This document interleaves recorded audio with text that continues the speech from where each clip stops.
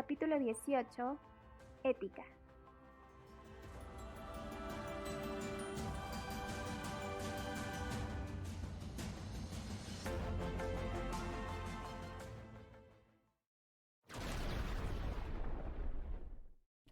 La palabra ética proviene del griego éticos, que significa carácter.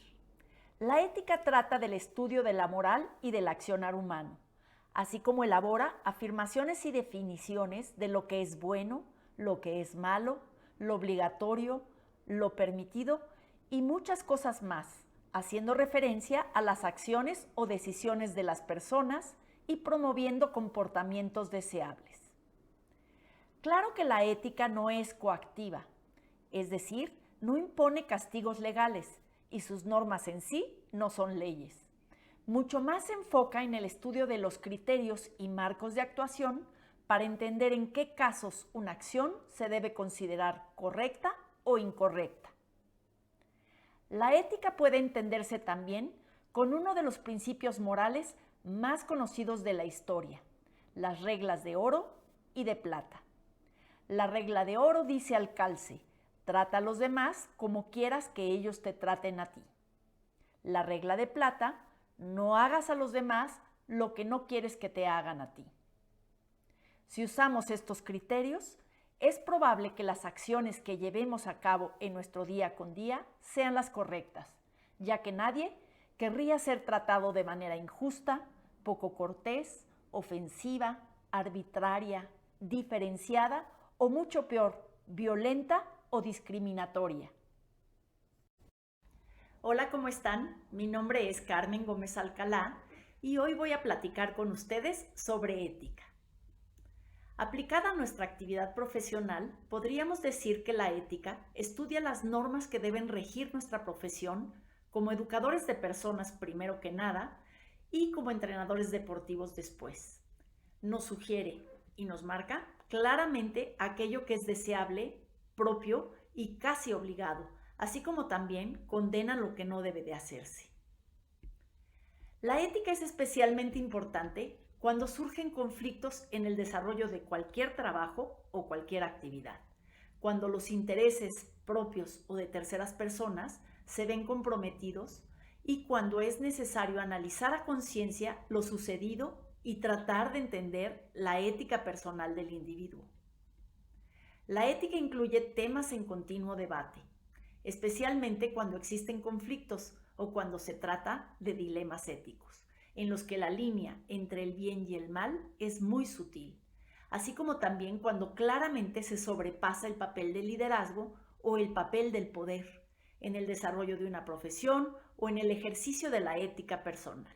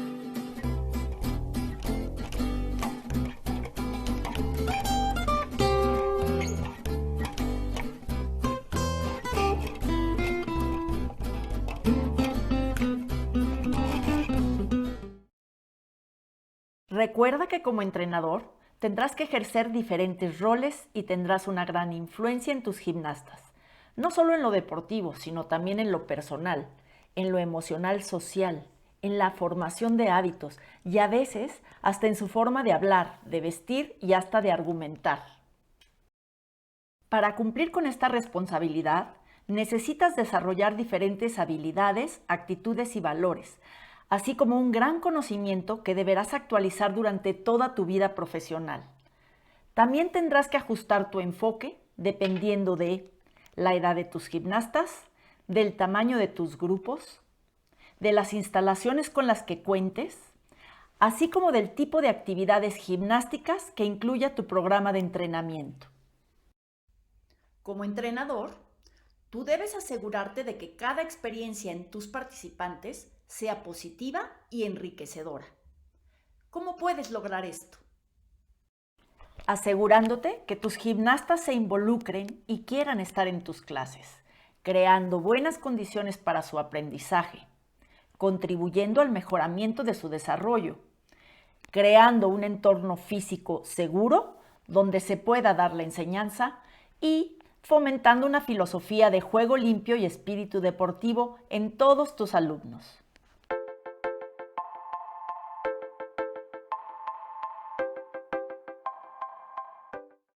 Normalmente, los órganos rectores de la gimnasia, como son la Federación Internacional de Gimnasia o la Federación Mexicana de Gimnasia, tienen su propio código de ética y todos los que nos involucramos en este deporte debemos respetar sus principios.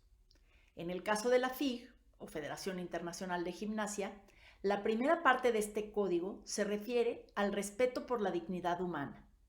Este y otros principios relevantes son los necesarios para que nuestro deporte se haga en un marco de justicia, equidad, libertad y fraternidad. Para entender qué es un código de ética y por qué es importante tener uno, te presentamos este extracto de los puntos más importantes que tiene el Código FIG y que debes saber sobre el código de ética que rige nuestro deporte.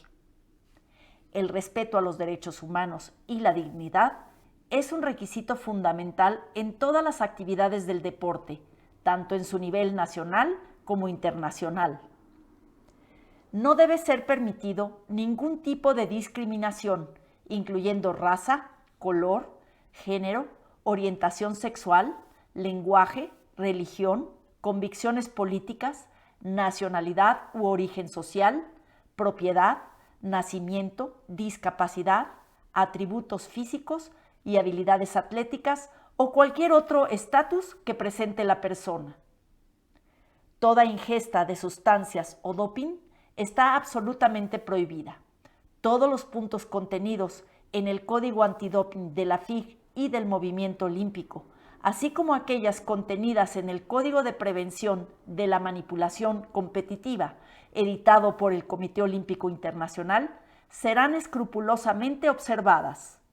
Todas las formas de violencia no accidental, que incluyen acoso sexual, abuso físico, abuso psicológico y negligencia, no serán toleradas y deberán ser denunciadas.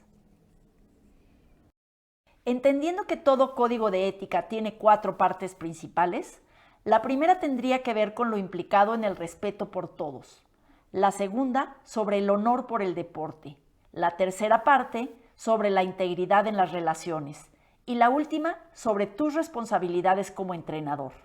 ¿Qué te parece? Esto te permitiría crear también tu propio código de ética personal. La FIG, así como la Federación Mexicana de Gimnasia y sus representantes o comités designados, deben garantizar condiciones seguras y apropiadas, así como brindar a los atletas y deportistas una buena atención médica para su bienestar físico y moral.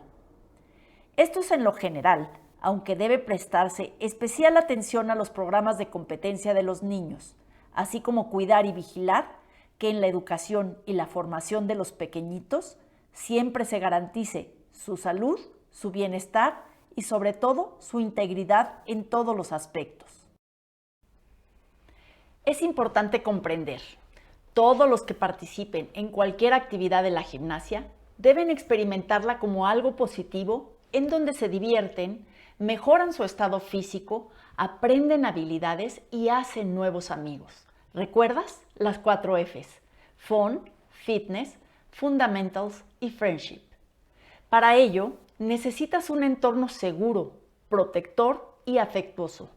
Tus gimnastas deben sentirse a salvo y protegidos de cualquier peligro o daño, en un entorno en el que se tomaron todas las medidas pertinentes para su seguridad. Esto es a lo que le llamamos salvaguarda. Todos somos responsables de la salvaguarda de nuestros atletas.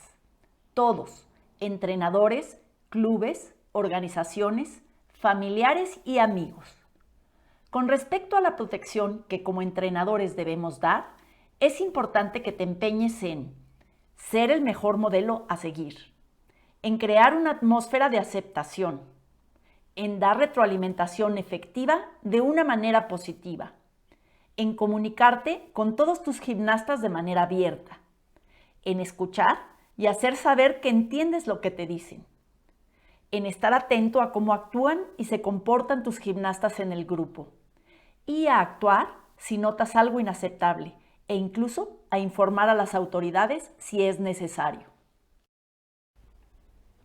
Hoy en día, cuando se habla de personas que tienen influencia en determinados grupos, se les conoce como influencers. La palabra influencer quiere decir influenciador, es decir, es una persona que cuenta con cierta credibilidad sobre un tema en concreto y que su presencia o su opinión mueve a las personas a realizar ciertas acciones o a tomar decisiones y hasta formar comportamientos y hábitos al grado de convertirse en referentes para una marca o una actividad.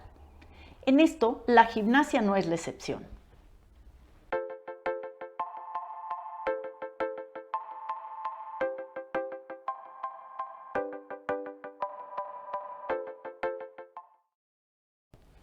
Y yo les pregunto, ¿se ven a ustedes mismos como influencers? Vamos a hacer algunos ejercicios que les ayudarán a comprender mejor cuál es la función de la ética en su labor como entrenadores y por qué es importante dedicarle tiempo a su estudio y hasta hacer algunos compromisos a nivel personal para ser un influencer positivo cuando actúan como líderes o cuando tienen a su cargo un grupo de personas que siguen sus enseñanzas. Escribe las respuestas a las siguientes preguntas en una hoja que tengas a la mano. ¿Cómo puedes, como entrenador, crear un entorno seguro, protegido y afectuoso en tu gimnasio?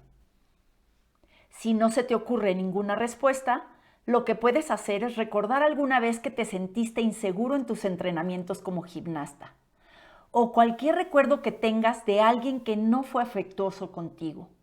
Describe qué te dijo, cómo te trató, por qué te molestó. Escribe, si te acuerdas, cómo te sentiste.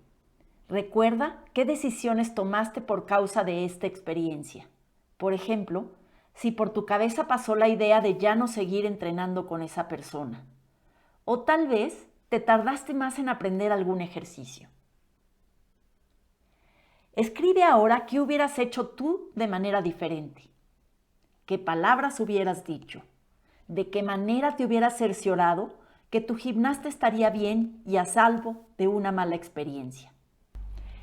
Experiencias como las que acabamos de describir nos hacen tomar decisiones al respecto de nuestro futuro. Nos generan conversaciones internas duras y severas, así como a veces perdemos el equilibrio e inclusive nuestro bienestar. Esto no solo no es divertido, sino que es exactamente lo que queremos hacerte notar. La importancia de crear un entorno seguro tiene que ver con esto y asimismo con actuar con apego y conciencia siguiendo un código de ética personal que apoya que nos movamos por la vida con principios claros y limpios, que sean fácilmente experimentados por todas aquellas personas con las que interactuamos. Pasemos a una siguiente pregunta. ¿Alguna vez te has encontrado en una situación en la que como entrenador se te acuse de hacer algo poco ético? Piensa bien y escríbelo en tu hoja. Si nunca se ha puesto en entredicho tu nombre, entonces piensa en alguna situación en la que quisiste tomar acción acusando a alguien por algo que hizo y que pensaste que era poco ético o fuera de la moral o fuera de las buenas costumbres. Recuerda una experiencia así y descríbela en tu hoja. Puede no ser exactamente en la gimnasia, pero sí es importante que describas una situación en la que no te escucharon y te acusaron sin evidencia, o una situación en la que la línea era demasiado sutil y te sentiste injustamente tratado. A esto es a lo que llamamos dilema ético. Un dilema ético es toda aquella situación en la que se da un conflicto entre diferentes valores de la persona y las opciones de actuación que tiene. Son situaciones en las que hay una pugna entre varios valores y creencias, en las que existen diferentes soluciones, pero no hay una totalmente buena y otra totalmente mala, sino que ambas tienen repercusiones positivas y negativas a su vez. A menudo nos tocará priorizar un valor sobre otro, entrando ambos en conflicto de cara a la toma de decisiones. Los dilemas éticos nos permiten también entender en carne propia que las cosas no son o blancas o negras, así como también nos ayudan a entender a las personas que toman decisiones distintas a las nuestras. Les pongo un ejemplo. El dilema del tranvía es un clásico entre los dilemas éticos y morales, creado por Philippa Foot. Este dilema propone que un tren circula fuera de control y a toda velocidad por una vía, poco antes del cambio de agujas. En esta vía hay atadas 5 personas que morirán si el tren los alcanza. Tú te encuentras delante del cambio de agujas y tienes la posibilidad de hacer que el vehículo se desvíe a la otra vía, pero en esa otra vía se encuentra atada una persona. Desviar el tren hará que muera esa persona. No hacerlo hará que mueran 5. ¿Qué harías? Este dilema dispone además de múltiples variantes que pueden complicar en gran medida la elección. Por ejemplo, podrías elegir no hacer nada, suponiendo que el operador es el que tiene que parar el tren, pero esto haría que se descarrilara, con una posibilidad de que el 50% de sus ocupantes mueran. O se puede buscar inclusive la implicación emocional del sujeto que decide en este dilema. Por ejemplo, proponer que en una de las vías hay 5 o más personas que morirán si no se hace el cambio de vía. Pero en la otra está su hija, o su padre, o algún familiar del sujeto que maneja las agujas. O bien, podría ser un niño. ¿Tú qué harías? Con el ejemplo que acabamos de ver, se darán cuenta que decidir y actuar frente a un dilema ético no es fácil. Por lo mismo, les propongo esta herramienta que les ayudará a solucionar de la mejor manera posible los dilemas éticos cuando se encuentren frente a uno. Este diagrama que te presento se conoce como el árbol de la toma de decisiones y es una herramienta útil para cuando te encuentres en medio de un dilema ético que quieres resolver de la mejor manera posible. Sin duda, el primer paso es conocer los hechos e interpretarlos sin emoción, como si estuvieras describiendo algo que ves en una fotografía, sin juicios, sin tomar partido, sin tomar decisiones. Simplemente describes lo que es o lo que fue.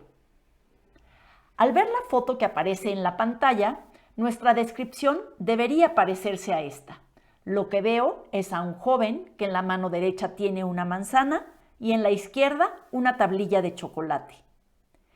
Pero también podríamos inventar toda una historia. Este muchacho, que por cierto está un poco pasado de peso, está a dieta y no debe comer chocolate. Pero cada vez que quiere escoger qué comer, duda al respecto entre comer una manzana o el chocolate, que realmente es lo que quiere, y acaba inclinándose por el chocolate. ¿Será cierto?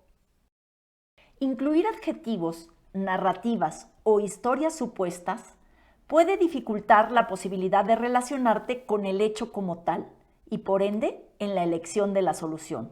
Es por esto que conocer los hechos e interpretarlos sin emoción es el primer paso antes de considerar cualquier alternativa de solución. El segundo paso incluye la consideración de diferentes alternativas. Creativamente encontrar diferentes caminos de solución que tengan que ver con diferentes perspectivas, que incluyan a todos los actores desde su rol. Por alternativas, queremos decir, en verdad encontrar diferentes soluciones para un mismo problema y que todas ellas sean una verdadera posibilidad. No deberías pasar a la siguiente parte del árbol de toma de decisiones si no has sido capaz de por lo menos encontrar 3 o 4 caminos diferentes y que todos ellos hagan sentido.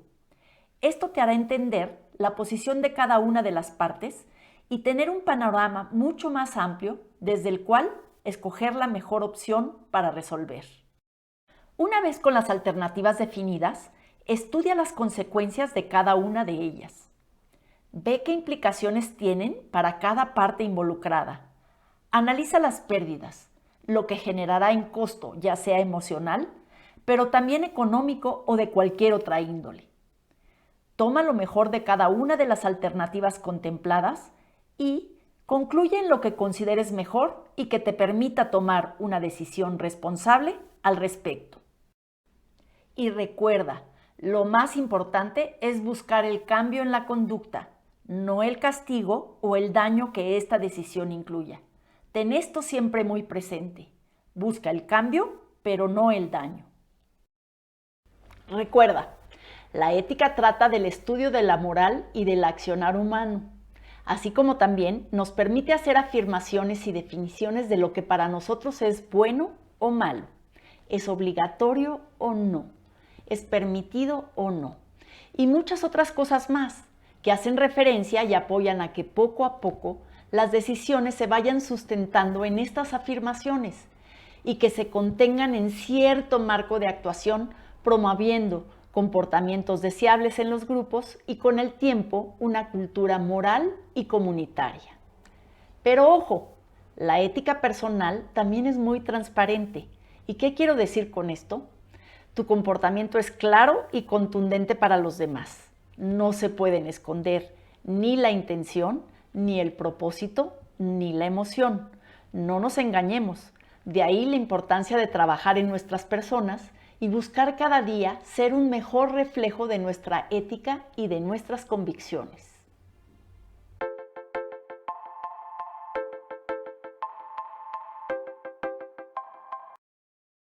Si quieres ser incluyente, en verdad analiza tu vida y ve cuántas veces no eres congruente o no incluyes a las personas, o eres injusto, y resuélvelo.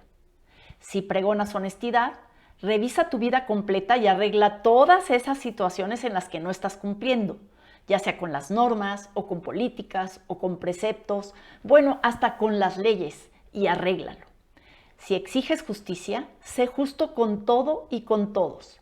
Si quieres un trato igualitario, trata a todos por igual, sin importar quiénes son o cuánto tienen. De esto se trata en verdad la ética, de ahí su importancia. Es entender que trabajar en ella es para siempre y que es indispensable porque en la medida en la que avancemos en ser congruentes entre lo que decimos y lo que hacemos, entre lo que pregonamos y cómo vivimos, entre lo que buscamos y cómo lo logramos, en esa medida seremos cada vez mejores modelos de conducta y por ende seremos mejores líderes.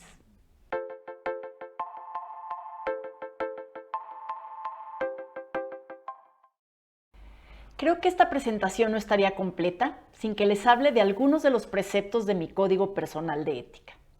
Son algunas frases en las que procuro trabajar y principios que busco que me guíen y me acompañen. ¿Que si lo logro? No siempre. Como les dije, la ética es algo en lo que tenemos que trabajar todos los días. Es un trabajo que nunca se acaba y es un asunto que siempre se puede mejorar. Me atrevo a decir que todos hemos enfrentado situaciones en las que nos encontramos al borde de un abismo, esas en las que nuestra mente nos pregunta ¿qué debo hacer?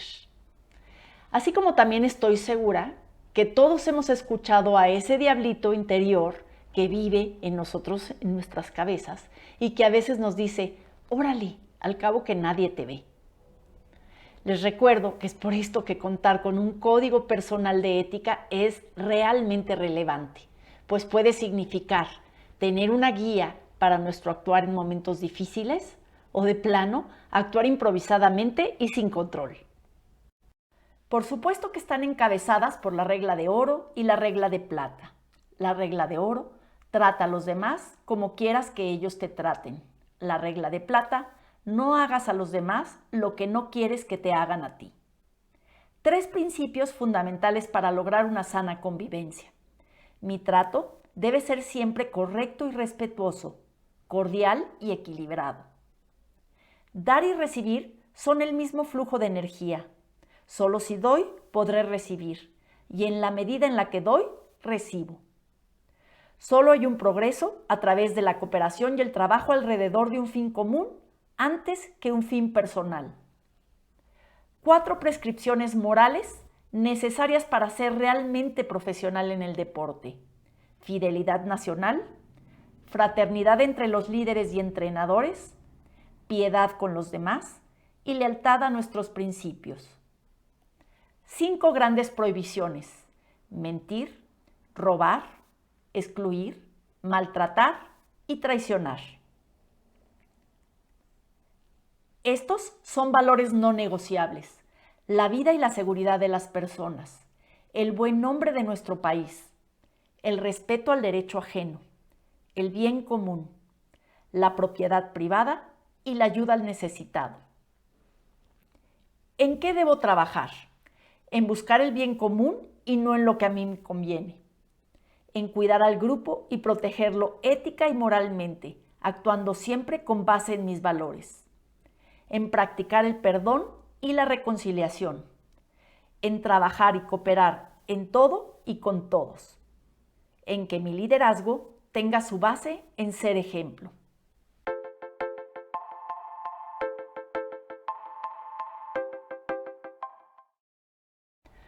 Por último, me gustaría compartir con ustedes estos puntos que diseñamos para una de las delegaciones que nos representó en la Gimnastrada Mundial.